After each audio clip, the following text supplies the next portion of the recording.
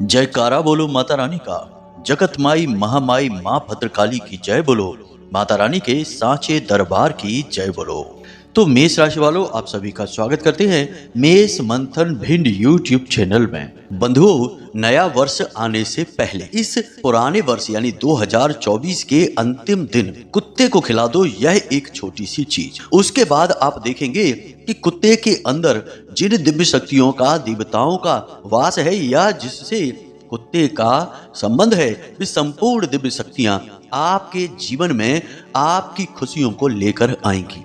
जी हाँ बंधुओं, अब आप सोच रहे होंगे कि आखिर कुत्ते से किस देवी देवता का नाता है, तो आपको बताएंगे तो आप भी आश्चर्य में पड़ जाएंगे कि इतनी सारी दिव्य शक्तियां कुत्ते के साथ रहती हैं। इसीलिए कुत्तों को वफादारी में नंबर 1 माना जाता है और इंसानों का सबसे अच्छा दोस्त कुत्ते को माना जाता है। तो आप समझिए कि कुत्ते का सीधा संबंध भैरव से होता है और भैरव हैं हमारे क्षेत्रपाल, हमारे रक्षक। जी हाँ बंधुओं, तो काल भैरव से कुत्ते का सीधा नाता होने का मतलब यह है कि कुत्ता हमारा सबसे बड़ा रक्षक भी है। और इसका प्रमाण आपने देखा होगा कि लोग अक्सर अपने घरों की रखवाली के लिए कुत्ते को पालते हैं और कुत्ता इस काम को करता भी बड़ी ही मेहनत और ईमानदारी के साथ है। चाहे उसकी जान चली जाए परंतु वह अपने मालिक की ऊपर आंच नहीं आने देता है। दूसरा, कुत्ते का सीधा संबंध राहु और केतु से होता है। दोनों ही राक्षस ग्रह हैं लेकिन दोनों ही बेहद शक्तिशाली हैं। अब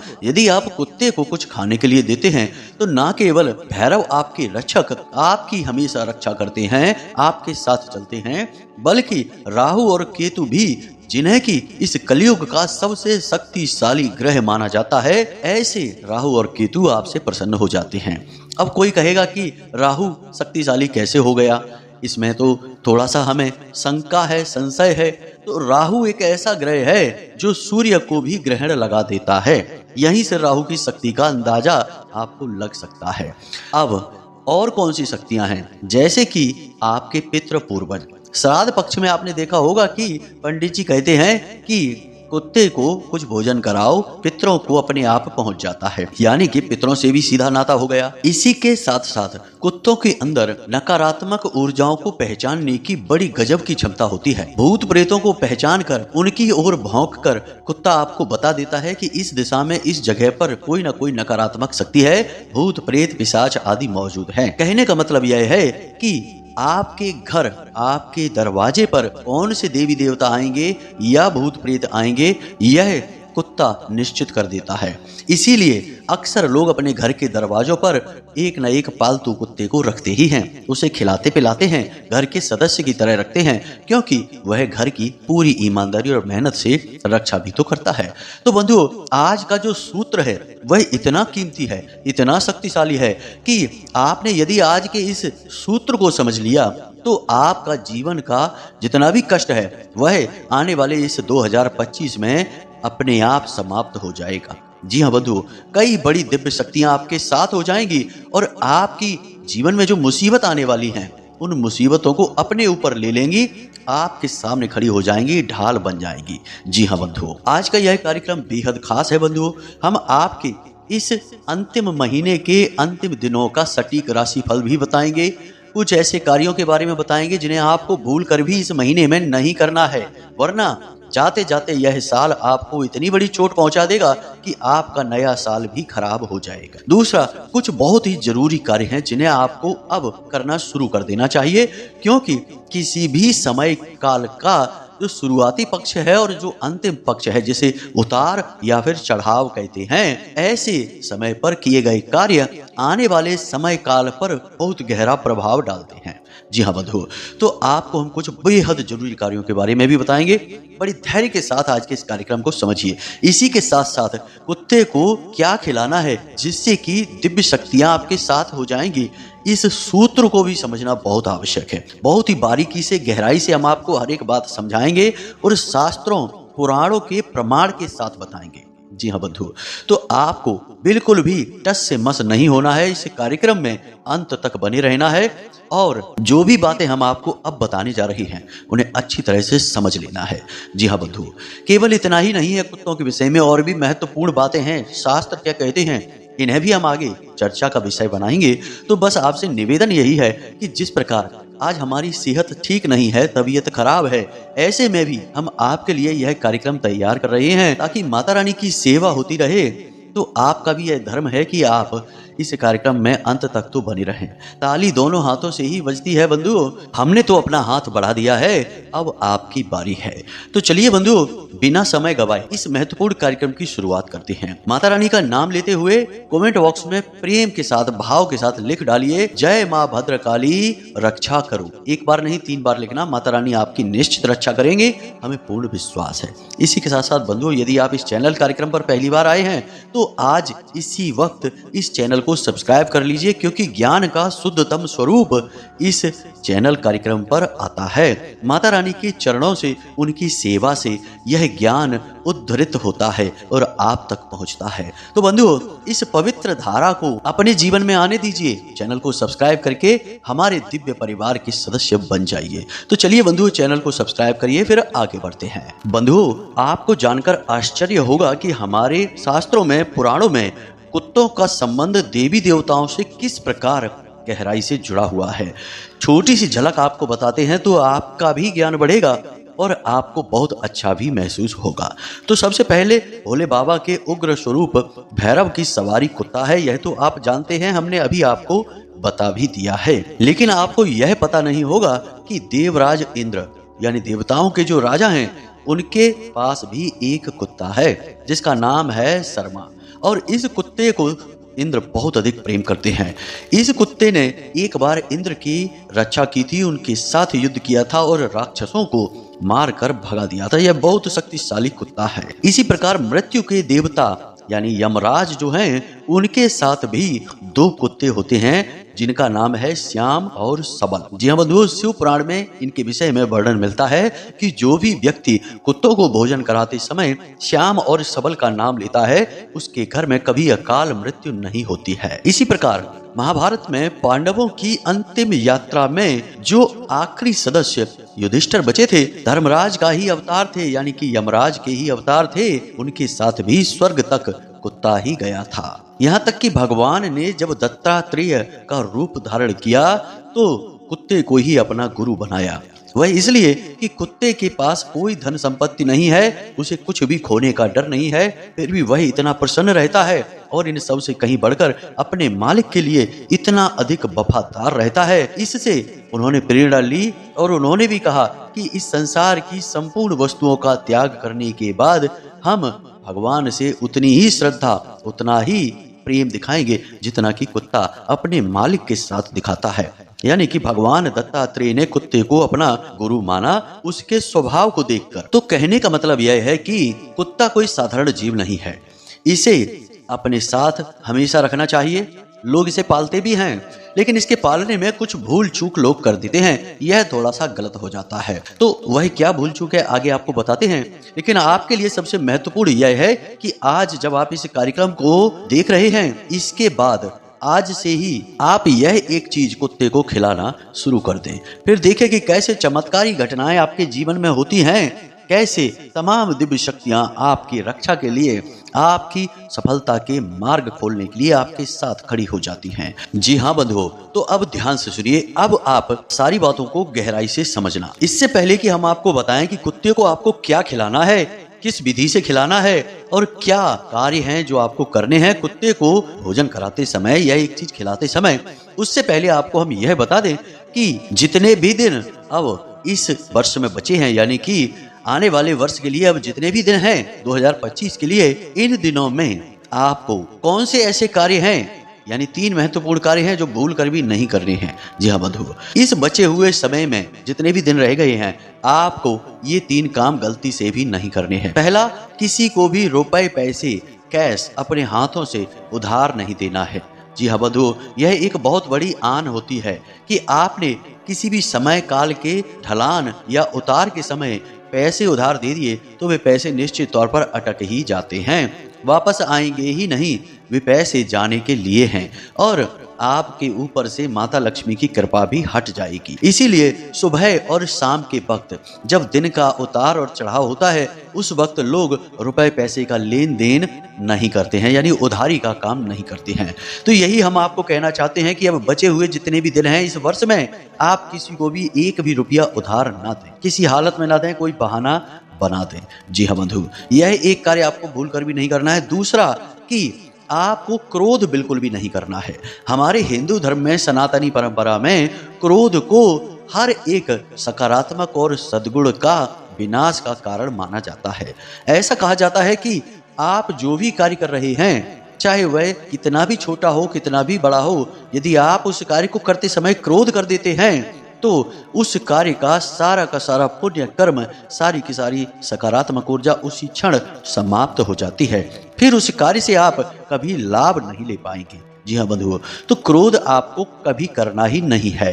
अब आप सोचेंगे कि हम तो क्रोध नहीं करेंगे, लेकिन दूसरे जब हमें क्रोध दिलाएंगे तब हम क्या करें? यानी कि लोग हमें क्रोध दिलाते हैं, हम अपनी तरफ से कभी क्रोध थोड़े ही करते हैं। बात बिल्कुल सही है। तो आपको यह तो अंदाजा होगा कि किस प्रकार की बातें लोग जब करते हैं तो आपको क्रोध आ जाता है। दूसरा कि कुछ लोग आपके आसपास ऐसे हैं, वे जानबूझकर ऐसी बातें करते हैं कि आपको उकसाया जाए, और जब आप तिलमिला जाते हैं, जब आपको क्रोध आ जाता है, चेहरा आपका लाल पड़ जाता है, तब उन्हें अंदर से सुकून महसूस होता है। तो आपको अपनी बुद्धि का पूर्ण प्रयोग करते हुए यह तो पता लगाना ही होगा कि किन परिस्थितियों में, किन बातों से और किन लोगों की वजह से आपको क्रोध आता है। तो इन चीजों से आप दूरी बना लेंगे, आपका क्रोध अपने आप शांत रहने लगेगा। एक और बहुत अच्छा उपाय है कि जब आपको क्रोध आए, आपको लगे कि भाई अब हमारे को क्रोध आना शुरू हो गया है, तो आपको तुरंत प्रभु के नाम का स्मरण करने लगना है और कम से कम 31 बार गिनकर ईश्वर का नाम लेना है। अब जिसका भी आप पूजा पाठ करते हैं, आराधना करते हैं, उनका नाम ले सकते हैं। जैसे हम तो माँ बगला, माँ बगला, माँ बगला, वैसे तो हमें क्रोध आता ही नहीं है, लेकिन हम जब अकेले बैठते हैं, शांत बैठते हैं, तो मन ही मन माँ बगला का उच्चारण करते रहते हैं। और जब हम स्नान आदि करने के बाद शुद्ध अवस्था में होते हैं तो माई के एकाक्षरी बीज मंत्र का मन ही मन जाप करने लगते हैं, तो वातावरण अपने आप शुद्ध और शांत रहता है। क्रोध तो छोड़ो, इस प्रकार की किसी भी नकारात्मक ऊर्जा आसपास आ ही नहीं सकती है, चाहे कुछ भी हो जाए। आप प्रभु के भजन में, प्रभु के नाम में डूब चुके हैं। तो आप यह कर सकते हैं कि आप ईश्वर का जिस भी नाम का स्मरण करते हैं, जिनमें भी आपकी आस्था है, बस उनका नाम आपको 31 बार उंगलियों से गिनकर लेना है, और आप देखेंगे कि आपका क्रोध कहाँ छूमंतर हो गया, आपको पता ही नहीं चला। बड़ी आश्चर्यजनक दवाई है यह, इसे आप प्रयोग जरूर करना अगली बार जब आपको क्रोध आए तो 2 कार्य हो गए, ये आपको नहीं करने हैं। तीसरा एक और कार्य कि आपको किसी भी व्यक्ति की कोई भी सलाह माननी नहीं है अपने काम धंधे व्यापार से जुड़ी हुई। जी हाँ बंधुओं, हम आपको ऐसा इसलिए कह रहे हैं कि आप स्वयं बेहद बुद्धिमान हैं। हम जानते हैं, हमने आपकी राशि और आपकी कुंडली का आकलन किया है, और हम जानते हैं कि आप बेहद ही तीव्र बुद्धि के मालिक हैं। आपको किसी की सलाह की आवश्यकता नहीं है, आप तो दूसरों को सलाह देने वाले हैं। आपकी सलाह से लोगों के काम बन जाते हैं, तो आपको भला किसकी सलाह की जरूरत है? एक कारण यह है। दूसरा कारण यह है कि आपके आसपास ऐसे लोग मौजूद हैं जो आपको भावुक बनाएंगे, फिर आपको सलाह देंगे, और फिर आप फंस जाएंगे। जी हाँ बंधु, जरा विचार करके देखिए, अपने दिल पर हाथ रखिए और सोच कर देखिए कि क्या आपके साथ यह पहले हुआ है? कोई आया आपके पास, आपसे मीठी मीठी बातें की, और आपको इमोशनल करके उसने कुछ ऐसी सलाह, कुछ ऐसी बात बता दी कि आपने उस पर काम शुरू कर दिया, अपना पैसा लगा दिया, अपनी ऊर्जा लगा दी, और बाद में आप फंस गए। यानी आपका पैसा भी डूब गया, आपकी मेहनत भी चली गई, और फिर आप सोचने लगे कि भला आप इन सब झंझटों में पड़ ही क्यों गए। यानी कि आपको दूसरों की सलाह फलित नहीं होती है। भगवान ने आपको खुद को बहुत बुद्धिमान बनाया है, तो आपको सलाह की जरूरत नहीं है। तो फिर अब आप कहेंगे कि जब किसी की सलाह की जरूरत नहीं है, तो फिर यह क्यों कहा जाता है? हम ही कहते हैं कभी कभी कि लोगों की सलाह लेना। तो बंधुओं, यहाँ पर भी भेद है। अपने जो सचमुच के शुभ चिंतक हैं, उनसे आप सलाह ले सकते हैं, लेकिन ऐसे आपके आसपास बहुत ही गिने चुने हैं। दूसरा, आपके आसपास जो लोग मौजूद हैं, उनमें आप कंफ्यूज रहते हैं। क्योंकि कुछ ऐसे अपने हैं जो आपका शुभ होते हुए देखते हैं तो चिंता में पड़ जाते हैं। ऐसे शुभ चिंतकों से आप ज्यादा घिरे रहते हैं बजाय इसके कि आपका शुभ करवाने की चिंता करते हो। यानी सच्चे वाले शुभ चिंतक आपके बहुत ही कम हैं। यह आपका दुर्भाग्य है। चाहे कितने ही अपने हों, लेकिन कहीं ना कहीं आपके लिए उनके मन में मैल रहता ही है। जी हाँ बंधु, इसीलिए हम कहते हैं कि किसी की सलाह ना लो। यदि आपको सलाह की, संकेत की, इशारों की आवश्यकता है ही तो आप माता रानी का नाम लीजिए। जैसे हम लेते हैं, हमें जीवन में कोई निर्णय लेना है, कुछ भी मन में विचार आता है तो हम माई के सामने बैठ जाते हैं हाथ जोड़कर, और जैसे बालक अपनी माँ को बताता है सारी बातें, वैसे ही हम अपनी माई को, महामाई को बताने लगते हैं कि माई, हमारी ऐसी इच्छा है, हम ये करना चाहते हैं, आप हमें मार्गदर्शन दें, बताएं कि क्या करना चाहिए, आगे बढ़ें या ना बढ़ें, कि रुक जाएं, क्या वापस लौट जाएं। कुछ भी जो आपके मन में आए आप अपने आराध्य को बताइए। यदि आप हनुमान जी की पूजा करते हैं तो मंदिर जाइए, हनुमान जी के सामने हाथ जोड़कर बैठ जाइए और मन ही मन अपने विचार उनको बताने लगिए। यकीन मानिए कि यदि आप भगवान से सचमुच में हृदय से, दिल से जुड़े हैं तो आपके रोंगटे खड़े होने लगेंगे। जी हाँ बंधुओं, आंखों से आंसू चलने लगेंगे। माई साक्षात बात करती हैं, आपके मन में ऐसे मजबूत विचार डालती हैं कि आपको लगेगा कि सारी दुनिया गायब हो गई है, साक्षात माई आपसे बात कर रही हैं। हमने तो कई बार यह अनुभव किया है। आप इसका अभ्यास करें, क्योंकि कोई भी तार एकदम नहीं जुड़ता, कोई भी बंधन एक साथ नहीं बनता, समय लगता है। आप दुनियादारी के बंधनों पर ज्यादा विश्वास न करें, उससे बंधन जोड़ें जो इस दुनिया का मालिक है, जो सबका मालिक है, जो परम पिता है, महामाई हैं, उनसे बंधन जोड़ें। वहां से आपको सर्वश्रेष्ठ मार्गदर्शन प्राप्त होगा। जी हाँ बंधुओं, बस इन कार्यों को आपको करना है। अगर आप नहीं मानेंगे और भूल कर बैठेंगे तो निश्चित तौर पर आपको जो चोट पहुंचेगी, जो नुकसान पहुंचेगा, वह आपके आने वाले वर्ष को भी खराब कर देगा, उसकी शुरुआत ही खराब हो जाएगी। तो ऐसी भूल ना करें बंधुओं। हम तो आपके लिए ही चिंतित रहते हैं और जितना श्रेष्ठतम होता है वह आपको देने की कोशिश करते हैं, इसीलिए आपको हमने यह बताया। अब बात करते हैं अपने मूल विषय की कि कुत्ते को क्या खिलाना है। तो बंधुओं, आप इस वर्ष के अंतिम दिन यानी कि 31 दिसंबर के दिन तो कुत्ते को यह चीज खिलाएंगे ही, लेकिन हम तो आपसे यह कहेंगे कि सर्वोत्तम लाभ प्राप्त करने के लिए एक प्रक्रिया होती है जिसे लंबे समय तक किया जाता है, तब उसका पूर्ण लाभ प्राप्त होता है।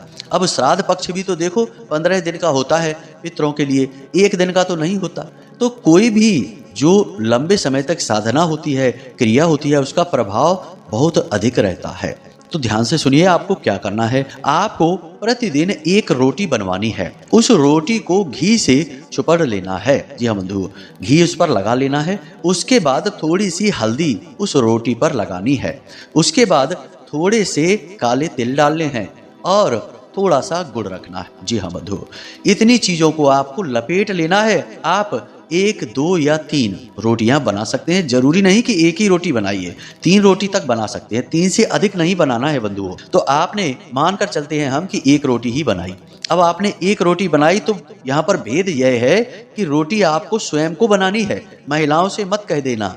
महिलाएं तो बेचारी कार्य सारा करती ही हैं, घर गृहस्थी का संसार तो उन्होंने संभाल कर रखा ही है, लेकिन यह जो क्रिया है यह आपके विशेष लाभ के लिए है, तो इसके लिए प्रयास भी आपको ही करना होगा। जिस प्रकार बड़ी साधनाएं जब साधक करते हैं तो अपना भोजन खुद बनाते हैं, अपने वस्त्र खुद धोते हैं, अपना आसन खुद बिछाते हैं और उसी पर सोते हैं, किसी की मदद नहीं लेते, उसी प्रकार आपको भी किसी की मदद नहीं लेनी है। आपको यह रोटी आटा गूंदने से लेकर, बेलने से लेकर सेकने तक खुद बनानी है। अब इसी क्रिया के साथ आपको इस रोटी को कुत्ते को खिलाना है। अपने दरवाजे पर कुत्ते को बुलाना और दक्षिण दिशा की ओर मुख करके खड़े हो जाना और रात्रि में ही खिलाना है। सूर्यास्त होने के बाद लगभग 9 बजे से 11 बजे के बीच में आपको कुत्ते को यह रोटी खिलानी है। अब जब आप इस रोटी को कुत्ते को खिला रहे होंगे तो आपको मन ही मन पहले बोलना मैं और फिर अपना नाम लेना। जैसे मानकर चलते हैं कि आपका नाम है मनमोहन, तो आप कहेंगे मैं मनमोहन यम के कुत्ते श्याम और सबल को यह भोजन अर्पित करता हूँ। जी हाँ बंधुओं, आपको मन ही मन यह बात लगातार बोलती रहनी है कि मैं मनमोहन यम के कुत्तों श्याम और सबल को यह भोजन समर्पित करता हूँ। इस प्रकार से आपको यह भोजन कुत्तों को खिलाना है। बस अब ज्यादा कुछ नहीं करना है। इसके बाद सीधा आपको अंदर आना है, कुत्तों को छूना नहीं है, उनसे दूर रहना है, सीधे अंदर आना है हाथ पैर मुंह धोकर अपने कमरे में जाना है। जब आप मुड़कर वापस आ रहे हो तो पीछे मुड़कर नहीं देखना है। कोई आपको आवाज लगाए तो उसे जवाब नहीं देना है, सीधे घर के अंदर प्रवेश कर जाना है। घर का दरवाजा भी लगा लेना है और उसके बाद हाथ पैर मुंह धोने हैं, फिर अपने कार्यों में लगना है। जी हाँ बंधु, इस प्रयोग के बारे में किसी को बताना नहीं है, इसे गुप्त रखना है। क्या कर रहे हैं, क्यों कर रहे हैं, क्या लाभ होता है, क्या हानि होती है, कुछ भी किसी को नहीं बताना। कोशिश करें कि आप रात्रि में यह कार्य करें, कोई आपको देख ही ना पाए।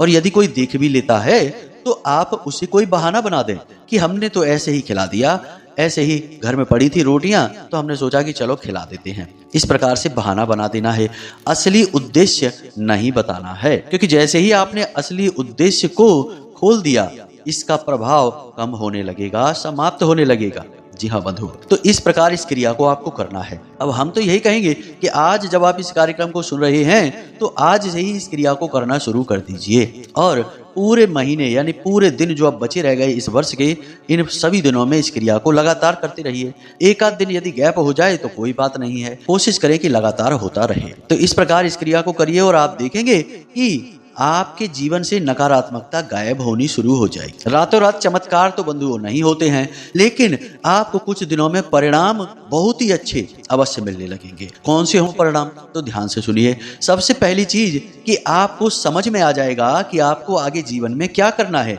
यानी कि आपका लक्ष्य स्पष्ट हो जाएगा। 50 तरीके के जो विचार आपके मन में चलते हैं, किम कर्तव्य विमूढ़म की स्थिति में आप रहते हैं, वह बंद हो जाएगी। दूसरा, आपका पैसा, आपका धन कहीं पर अटका हुआ है वह आपको प्राप्त हो जाएगा। तीसरा, कर्जा आपके ऊपर जो बढ़ता जा रहा है वह समाप्त होना शुरू हो जाएगा। आपका जो काम धंधा व्यापार है उसमें गति आ जाएगी। इसके साथ साथ एक सबसे महत्वपूर्ण बात कि घर में से बीमारियां बाहर निकल जाएंगी और किसी की भी अकाल मृत्यु किसी कीमत पर नहीं होगी घर में, ना आपके परिवार में और ना ही आपसे जुड़े जितने भी लोग हैं, यानी कि आपके भाई बंधु चाचा ताऊ, इनके सबके परिवार में ऐसी कोई दुर्घटना महाघटना नहीं होगी। इसकी आप पूरी गारंटी समझें। जी हाँ बंधु, तो बस इस क्रिया को करना शुरू करिए और इसके परिणाम जो भी आए उनका आनंद लेना शुरू करिए और भगवान को धन्यवाद अवश्य करिए। जी हाँ बंधु, बिना धन्यवाद भगवान से कुछ भी मत लेना, यह कृतज्ञता है और कृतज्ञता अच्छी बात नहीं होती है। तो चलिए बंधु, आज के इस कार्यक्रम को यहीं पर विराम देते हैं। अब हमने कहा था पिछले कार्यक्रम में कि हम जैसे ही स्वस्थ होते हैं पूर्ण रूप से, तो हमने सोचा है कि जिन महामाई माँ भद्रकाली का आपने अब तक नाम सुना है उनके साक्षात दर्शन आपको कराएंगे। कोई ऐसे कार्यक्रम की व्यवस्था करेंगे, कोई ऐसा वीडियो वगैरह बनाएंगे जिसमें आपको साक्षात माता रानी के दर्शन करवाएंगे, जिससे आप भी धन्य हो जाएंगे। माता के महामाई ब्रह्मांड की माई के दर्शन करने से आपका आने वाला संपूर्ण वर्ष बेहद सुंदर मनोरम हो जाएगा। जी हाँ बंधु, तो यदि आपको दर्शन चाहिए तो कमेंट बॉक्स में हाँ हमें दर्शन करने हैं ऐसा अवश्य लिखें। होगा कुछ नहीं, बस हमें अच्छा बहुत लगेगा कि भाई आप लोग हमारे साथ हैं। तो बंधु, इसी के साथ साथ आज के इस कार्यक्रम को यहीं विराम देते हैं। हमेशा हंसते रहिए, मुस्कुराते रहिए, सकारात्मक रहिए और दिन में एक बार मंदिर अवश्य हो आइए, क्योंकि आपका उद्धार तो वहीं से होना है। तो प्रेम से बोलिए जय माई की, जय माँ भद्रकाली। माता रानी आपका कल्याण करें। धन्यवाद।